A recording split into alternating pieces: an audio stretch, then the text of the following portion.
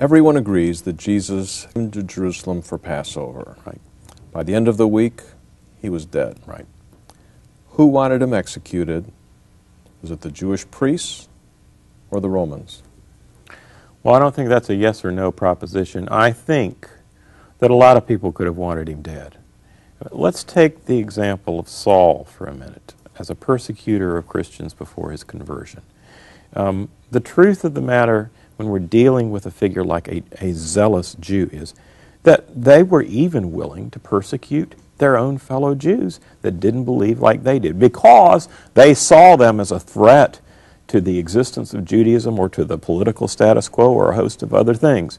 And so it's perfectly plausible to say there were both Jews and non-Jews that could have wanted a figure like Jesus did. Pilate would have wanted him off the scene primarily because it upset the status quo, the political status quo, and it could upset his ruling of the province. If there was an uprising at the feet of a messianic figure named Jesus, then he's got to bring down the troops from Syria. He's got to go through a whole elaborate process of restabilizing an unstable military situation and so on.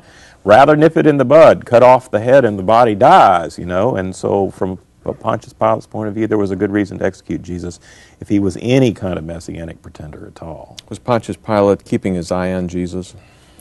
Well, I think it's fair to say that somebody was. What we know from the Gospels is that there were two kinds of people keeping their eye on Jesus. There were the Pharisees and there were the Herodians.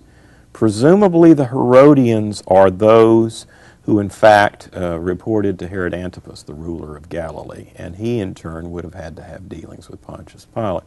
But the Pharisees were closely connected to the temple.